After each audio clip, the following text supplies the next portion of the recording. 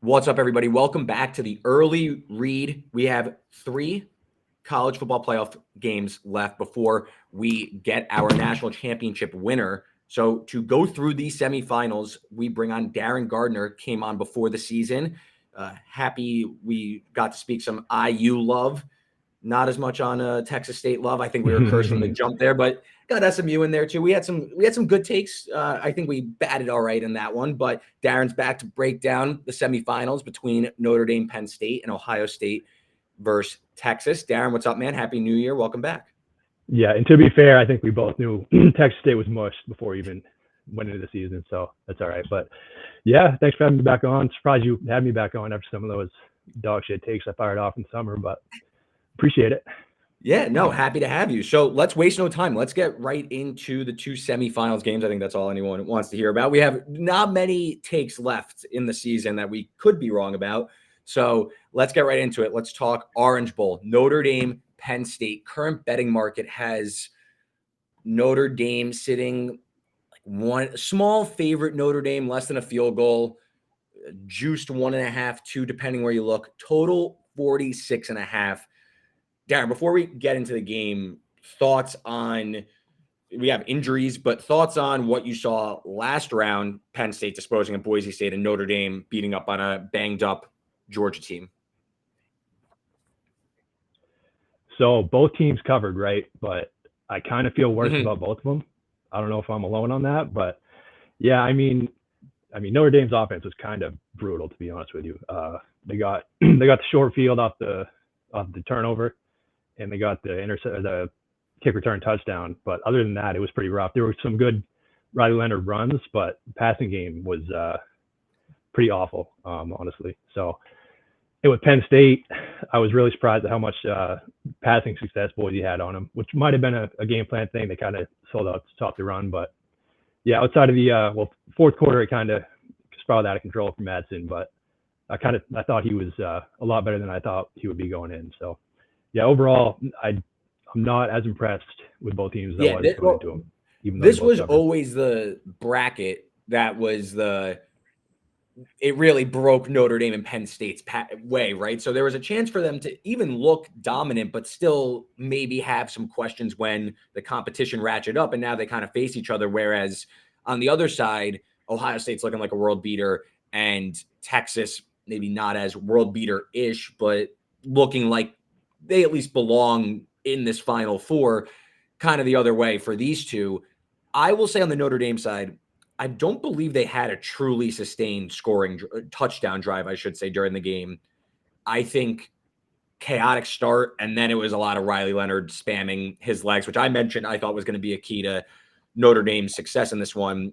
They still don't have a world beater at any sort of pass catcher. They also, so it's interesting, they're going to have 2 less days to prepare for this one. They're going to have a standard week, whereas Penn State gets a little bit more. There are, before we handicap this matchup, there are injury questions on both sides from just last week alone. Abdul Carter, the big one for Penn State, of course. It seems like trending in based on Star Wars related tweets. I'm not a big I'm not a big Star Wars guy, but the people that are Star Wars fans hinted that that's a good thing. So we'll see. You got to think Franklin wasn't a big fan of that tweet, but yeah, I feel like you want to keep that close to the vest. But I will say, you mentioned Madsen settling in the second half. I wonder, one, game script, they kind of had to start chucking. Did that open it up? But also, with no Abdul Carter on the field, did that make life a little bit easier for Boise State to maybe give Madsen an extra second, half a second to settle in and find guys downfield? I still don't think Boise really, I definitely don't think they moved the ball with very much ease, but definitely eased up in the second half. Makes sense with their best pass rusher off the field in Penn State. So that's one there. Maybe Abdul on like the better side of questionable. On the other side, Cross left the game with an ankle injury last I saw, was practicing with tape around his ankle. Watts also left the game. That one, both were on like the podium after the Sugar Bowl. So I think both are going to play even if banged up.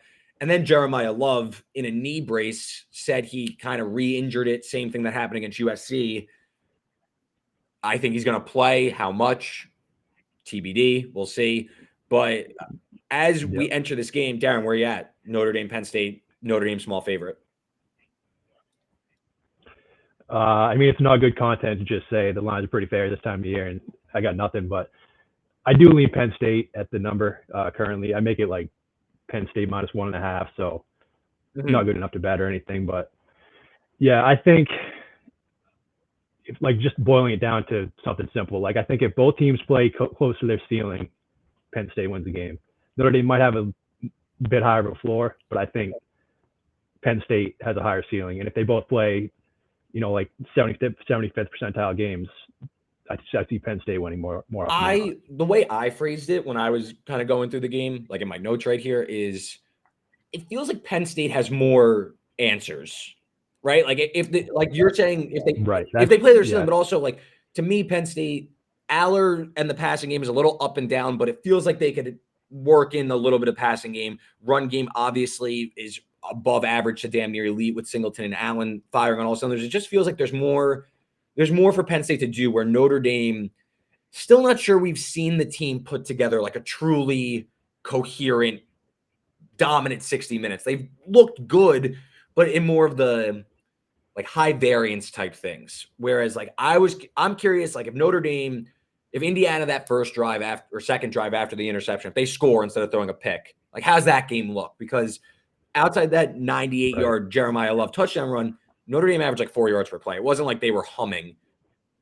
Yep. So I'm with you. I lean Penn State. I don't show my numbers love Notre Dame. So the number, I'm on the Notre Dame being favored, but we're late in the year. I'm kind of going to go against my number, kind of going to trust where I see this. And it's, again, is Penn State going to show up to this one and really hit the explosive necessary to put Notre Dame away? TBD. But I think I feel more confident going to war with Penn State, given where I think they can hit the right buttons. Yeah, you said it better than I did with the more answers thing. And yeah, I mean, when it comes down to it, saying fuck it, Tyler Warren's down there somewhere, it's not a bad thing to fall back on. Another place where I bet Georgia against Notre Dame. And going back, I feel kind of okay. Like, obviously I lost the bet, so hard to feel like stoked that I bet it, but I still don't think I made like a terrible miscalculation where I mentioned on my pod, I think I lose if Riley Leonard goes nuts in the run game, which he kind of did. He did fine. But I think I underestimated Marcus Freeman and his coaching chops and how he got the team really, in my opinion, ready for this one. Big game James against Marcus Freeman. Like, this is like kind of more content conversation, but are you putting anything in coaching matchup here? Obviously, in my opinion, I think you're looking at two very good coaching staffs. Think what you want about James Franklin. The guy does a very good job of winning games, but is there some Marcus Freeman maybe is coming into, maybe he has to be upgraded a little bit more, or you're kind of just, you still see this one on the field? You think Penn State just has more horses? I don't like to get into that too much, just because like I don't think it's hard to quantify. Like we've seen some dumbass James Franklin stuff in the past, but I just think, I don't know. I do think Marcus Freeman is a better coach. Don't get me wrong. Just as far as like the actual game planning, not game planning, but in-game decisions. But yeah, I don't put as much stock into it as some, just because maybe it's just a weakness with me. I don't know. I don't have a great way to quantify it, so it's not something I pay attention. And then what about total 46.5? So I jotted down the opener I thought it would be, not necessarily what I would make it, just like what I thought the market would open at. And I said Notre Dame 2 and 44.5. So right below the key of 45. And FanDuel opened, I think it was like 45.5, maybe even 44.5. And then Circa opened 50. And now we're pretty much in the middle at 46.5. Any thoughts on total? No, I'm like 45.5. And I was definitely with you. I was thinking under or nothing, but yeah, at that number, probably not. And Penn State actually has gone pretty fast in the past like four or 5 games. It's been a noticeable difference as far as like the data bearing out. But yeah, no, go ahead. I obviously, thinking that it was going to open 44.5, I was kind of nudging towards the under. My concern, I guess, is we're seeing Aller really start to chuck it around a little bit. Maybe not the most consistently, Yeah. maybe not the most efficient, but you're starting to see this Penn State offense open up a little bit more. And we saw during the regular season a lot of just kind of spam run game, keep it very simple. We're starting to see him push it more, and really Aller seemed to gain some confidence chucking it down the field with a pretty limited passing game outside of Warren.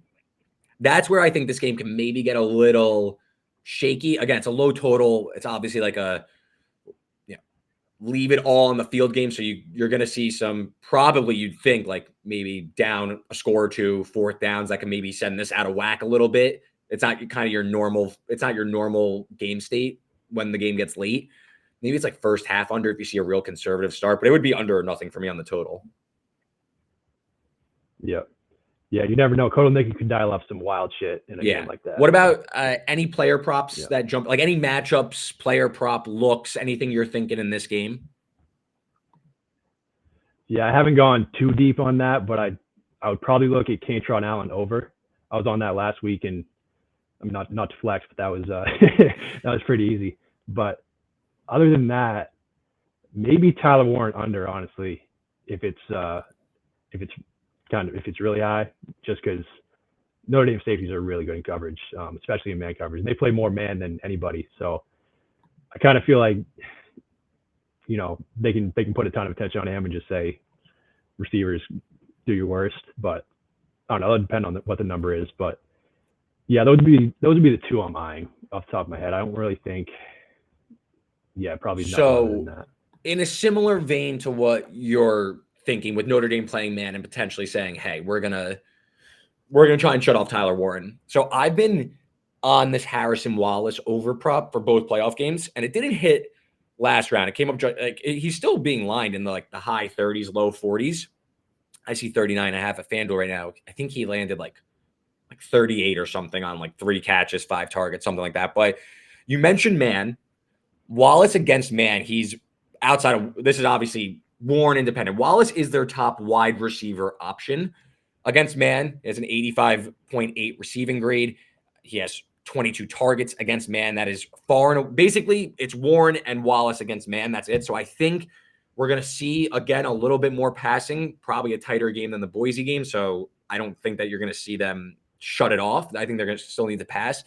And Wallace, you just go through, I hate like when content is like this, but just to rattle off the receiving yard numbers, this is going reverse. So from Boise backwards, 37 yards, 59, 48, 46, 54, 84, 45, 67, 53, 46, 38, 29. He didn't have a catch against Bowling Green, and then 117. I mean, what is that over in since week 4 over in every game besides the Boise game? Like he's their best option outside of Warren. And I agree with you that I think, especially if Watts is healthy, they're gonna stick Watts on Warren and say anybody else can beat us. Yeah. Yeah, that's probably a good look. I might dig into that myself. There's one for you early in the week. And then like it's kind of what do you think about before we move on to the next game? I imagine it's gonna be a lot of Riley Leonard run game again. And I went back and looked. Yeah. And like I don't think Garrett Green and Riley Leonard are even in the same stratosphere of type of quarterback, but like Penn State hasn't faced too many mobile quarterbacks. I was going to bring that up. Yeah. It's going to be like Riley Leonard's probably taken off 10 to 12 times again, right? I would assume, yeah. You kind of got to lay it all on the line in this one. And yeah, I would say Garrett Green is probably the best running quarterback they've faced. They did bottle him up completely, but I mean, I'm not going to sit here and compare Garrett Green and Riley Leonard. So there's one. It was 39.5. I think it's up to 47.5. So you're not like this isn't some. We're not drilling for oil here, but it's definitely sometimes I think you can't necessarily quantify the real usage that you're going to see, and like it could be a lot of Riley Leonard. I could see, especially with their lack of passing game chops, it might have to be like. And Love is hurt. It's probably have to be a lot of Riley Leonard. Yeah, and I'm sure Georgia was dialed in on that last week, and he still over. So Georgia has struggled to stop mobile quarterbacks all year, and Yeah, And that's true. look, That's true. Riley Leonard took, or whoever Mike Denbrock found that, hey, it wasn't working early, and we're just going to spam Riley Leonard. And then they got ahead, and they needed to kind of salt the game away, and they did more Riley Leonard. They said, hey, no one's winning on the outside. You're going to have to just take off. So 47.5. I haven't played it myself, but I could only go over there. I wouldn't go under. All right, word. So let's move on to the next game. We got the Cotton Bowl. This on Friday night. Texas versus Ohio State. Ohio State can't seem to stop the adjustment up on the Buckeyes now that they have seemed to finally wake up and play to their strengths of chucking it around the yard with Igbuka, Jeremiah Smith, and everybody. They take on a Texas team that I haven't been high on all year, really. I thought that they were going into the year pretty noticeably worse than last year's team, but I think the entire country's kind of net down. So makes a little bit of sense that they still maintain a top 4, top 5 rating.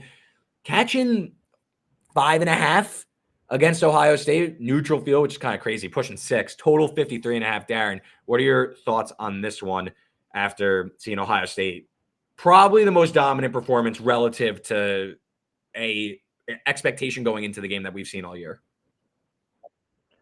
I would say their past 2 games have been the most dominant performances of the whole year for any team, which is wild to think about. But yeah, honestly, at this number, I'd probably lean Ohio State small. It's not anything bettable, but yeah, I make it closer to 7. So yeah, gun to head, I would go Ohio State. But I mean, it's just, I would feel like such an asshole laying 5.5 with Ohio State after the look ahead was like plus 1.5 or whatever it was. That was a big topic on Twitter. I don't know if you saw that, but yeah.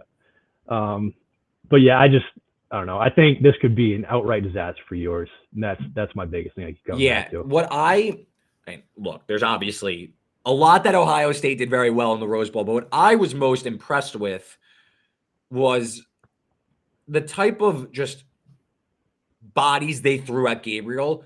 You just saw he was stuck. I mean, when they would do like the drop back behind Gabriel look, like kind of give his vision, you would just see 3 bodies coming at him, and then they'd shut off the entire intermediate. It was just, there were guys everywhere. It felt like, and this is so stupid, but like it felt like Ohio State had an extra guy out there almost, and Gabriel was stuck under duress immediately, and he had to basically throw it into the ground. Yeah, and a lot of those sacks were just him holding on to the ball for so long, and that's not something he usually does. Like, I think he's a much better processor than Ewers, and they had him in hell. So I think, when Ewers doesn't have it, schemed up for him, that's where it really gets off the rails with him. So I just have this gut feeling that he have a long day. Ewers, I mean, I've gone pretty much all year on this one, but I mean, we're at a point now, more turnover worthy plays to big time throws, a lot of things being schemed up in the backfield, like those kind of the play action, fake one way, go back the other way, screen that Sark loves. That's not going to be there against Ohio State's linebackers, in my opinion. I don't see them really biting on that. And look, Golden has really impressed me all year. Bond played a bit, didn't really have it all game. I don't know if he's 100%. I imagine. Yeah, he was limping coming out of the locker room, I read too. So I don't imagine. I imagine he's going to play, but this isn't Isaiah Bond, probably relative to expectation, probably one of the more bigger duds of the transfer class in terms of what Texas thought they were getting. Yeah, I was really high on him. He also just hasn't been healthy, which that obviously plays a role into it. But this Texas pass catching group it's really just Golden, and that's it. Wingo deals with drops a lot. DeAndre Moore kind of a little bit more raw, I'd say. I just don't know if Texas is going to be able to chuck it around the field. And then that doesn't even factor in that Texas run game. Yes, they kind of they definitely carved up Clemson, but you look back at Clemson's number, that was the way to attack them. They're outside the top 100 EPA per rush. Ohio State is top 5. And I think it's going to be a lot of Quinn Ewers going to drop back on 3rd and long. And I don't buy that being a successful way. Like Oregon, second half was extended garbage time. Like that game was over in 10 minutes. Yeah, that was over. That was like it was like in a kicking and screaming where the coach was like, "Oh, we forgot our socks at home. Like we forfeit." Like it was like really bad. Yeah. I mean, Yeah, like as someone who was loaded up with Oregon futures, I knew like it wasn't even like disappointing because it was so quick Yeah. and painless. That Like just all right, Yeah. back it And up. then so we could agree that we think Ohio State is going to, or Texas is going to struggle on offense because again, I don't think this run game is going to be able to get a big push here. It's going to be a lot of Sark needing to scheme up guys. We'll see if that works out for them. On the other side of the ball, so you could argue, and it's kind of funny now. Look, I think everyone agreed now, but going into the game, maybe not as much. But I think the best passing game that Texas has seen all year was Clemson, at least at receiver. Yeah. Cade Klubnik, there was a bit of a lull, but pretty much for the better part of the football game, he was cooking them. 0.24 EPA per dropback, 73rd percentile. I mean, absolutely cooked. He was able to move around and stuff, and obviously not a great look for Texas. Some of it maybe being garbage time, but overall, I think Clemson had a better day than expected against Texas's secondary going into that game, especially as like a 2-touchdown dog. They were hanging in the game, and even if it wasn't like they might win, isn't Ohio State just going to like test this defense completely? So I do think I would probably take Texas secondary over anybody but Okay. Ohio State. But at the same time, does Jeremiah Smith care? Probably not. Probably going to cook him no matter who's out there. So, I mean, they have the best shot of slowing them down than anybody has all year. But like I like Jahdae Barron a lot. I think he's really, really good. But I mean, sometimes there's some guys where it doesn't really matter. And I think this Ohio State passing game is just at a level where I don't really care who's on the other side. Like it's inevitable. Like it's just they're going to get you one way or another. Yeah. And right. Let me just pull up. So another thing that I jotted down in my notes, Texas played obviously double overtime, but basically 38 minutes on the field, because if you go back to the Arizona State game, Texas, they get up 14-0 off the, 2 plays or 3-play scoring drive to start, and then the punt return. Mm-hmm. They were on the defense was gassed by the end of that game, and we saw Scatabo really start as the game wore on, and he yacked. We saw him start to really get a push there, throw in double overtime, throw on. Again, can't quantify it, but it is some body blows, some diminishing returns on the Texas defense. You're not going up against an Ohio State team that I would take Texas defense over Oregon. Debatable against Tennessee. I don't think there's a huge gap between the two, but just after now back-to-back games on the field a lot, Ohio State team gelling. I think Ohio State, even the run game, can start to get a little loose with the way they're leaning into Judkins and Henderson. I mean, I don't know why Henderson doesn't get more run. I think Henderson's more explosive at this point than Judkins. Oh, absolutely. I don't know why they keep kind of spamming Judkins. Must be an NIL thing. Yeah. And the and the offensive line, that's kind of blown my mind how good they played in the past 2 games. Like I think we both agree Tennessee and Oregon have 2 of the better defensive lines in the country, especially Tennessee. And they allowed 11 total pressures and 0 sacks in those 2 games combined. Like it's really mind blowing to see what they've turned into with their 2 best guys out for the year, and this is the best they played all year by far. To me, so where I land on this game is, again, it's kind of tough to swallow Ohio State 5.5. Like before the day started, I was hoping I'd get like Ohio State 3.5. Like that was that was my buy point before the day, before the Peach Bowl. I was like, well, if Texas beats Arizona State and Ohio State beats Oregon, obviously in like an average way where you can't, no upgrades or downgrades really, or the same amount of upgrade or downgrade, I would like Ohio State minus 3.5. I'd bet Ohio State and I'd be cool with that. 5.5 on a neutral, just a lot. It's a lot to get to. And right. Yeah. You feel like an asshole. So betting that. Where I landed for a potential bet is it's kind of juice, but Ohio State team total over.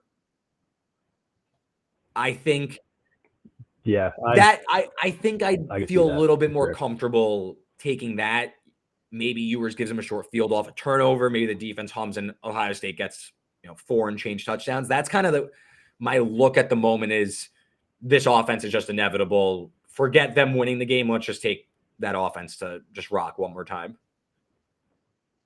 Yeah, and Ewers giving them a short field, that would make that a Yeah. favorite probably. Listen, it's possible. Yeah. The way he's been loose with the ball all year, I could see, and how aggressive this Ohio State team could be. Again, do you trust Texas to put points up on the board? I respect Sark enough to at least make it respectable. I do think they'll score, but yeah, I mean, I don't think they're gonna. Game, They're not. I don't think they're hanging like yeah. 30 or anything. So that's why over 53.5, it feels light. I mean, I made this again. My Ohio State number can't upgrade fast enough, so I'm Ohio State like 4.5, a little short of 4.5, and the total 54.5. So I lean over, but again, I can't catch up to Ohio State's this upgrade. It's just not getting there. So I kind of need to again get a little more. I need to kind of factor my opinion in a little bit more there. Right. Yeah, and I do think Ohio State's corners are gettable, but like you said, it's not like Jim Knowles going to bed at night like, damn, how do I stop Matthew Golden? He's good, but they've seen better receivers than him, and they've shut most of them down, other than that first Oregon game, really. So, yeah, I mean, Sark is going to scheme some stuff up. There's no doubt about that. But yeah, I just think Ohio State is just at a different level right now. There's been money when the Rose Bowl or I guess the Sugar Bowl ended. There was a plus sign next to Ohio State to win the Natty. Now they're it's like minus 110 them against the field. Is it just take Ohio State? If you do the math, it probably comes out close to minus 110, assuming no injuries on the other side. Yeah, like the rolling money line thing. Yeah, I would have to look into that, but yeah, I mean, it's probably not bad. I have a tiny edge on Ohio State in this game, so it would depend on what the money line would be next game. But yeah, at the end of the day, I don't see any team stopping this. Okay, if you had to pick one team of the three left, who do you think beats them? I would say Texas. I agree, because they have the offensive upside that can challenge them. Who has the worst? And I'll probably Notre Dame. I agree, because their offensive ceiling, the offensive ceiling is the lowest, and I mean they have a really good defense, but yeah, they wouldn't be keeping up with Ohio State. I agree, and then I think Penn State's firmly in that 1, 2, 3. I think if you asked 9.5 people out of 10 that no ball, they'd say those three in that order, in my opinion, at least. Right. Yeah. Props on the game. Yeah. The scary thing is Chip Kelly really hasn't even had to go deep in his bag yet, because those games have been so out of hand so quick. So I feel like this might be tipping off the prop thing, but I feel like Will Howard's legs might be a pretty big thing in this game. I'm just looking at FanDuel. Where's Will Howard? 12.5. Hasn't used his, that's been what he's been all year. Yeah. Kind of that 10, 11, 12.5.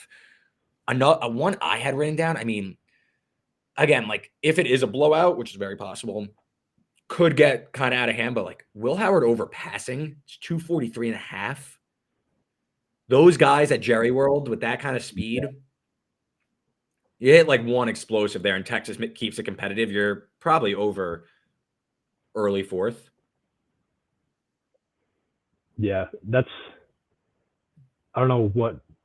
Yeah, it's probably pretty fair in my opinion, just because I do have a lot of respect for Texas secondary. But yeah, when I was looking at Ewers under 216.5, that was my lean on this game. But that could be a garbage time thing where they're down by a lot and he's just another. So that was. I also think so. Will Howard, good point there. I don't mind that. Wisner, it's really adjusted down, but under 64.5, maybe. I don't know. They might need to abandon the run. They really have tried to force it in there and really tried to establish it.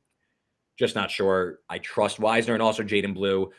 I don't know what the snap breakdown was for those two last week, but it's kind of been close to a timeshare between the two. And I just think they're going to have to abandon the run and need to take to the air as much as possible, in my opinion. So that was another one that I had jotted down was Wisner under. Haven't played that one, but that was another one that kind of caught my eye.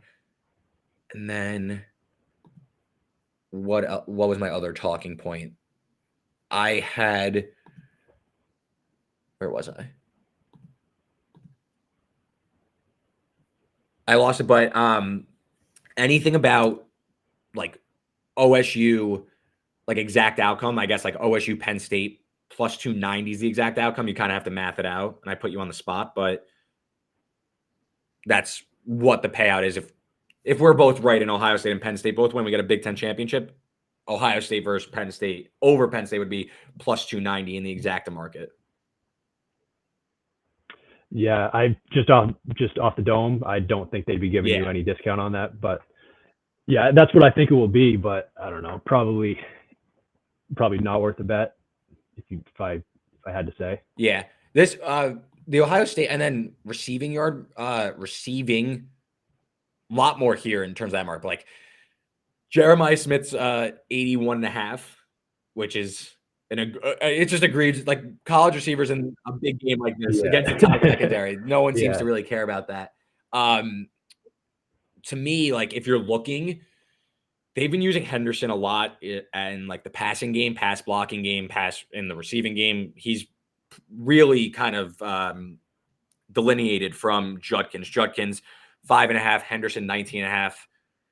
I would look at Henderson receiving yards. They try to get him like at least 2-3 targets a game. And I mean, the kid he's electric, honestly. Once he gets space, it's over. Yeah. Yeah. And I'm sure we see one of those tweets where it's like 99% of the money at BetMGM is on Jeremiah Smith over 82.5. And it's over it's over on the second drive. Well, great. I mean, I think we kind of hit this one pretty much on the head, about a half hour going through the 2 semifinals games.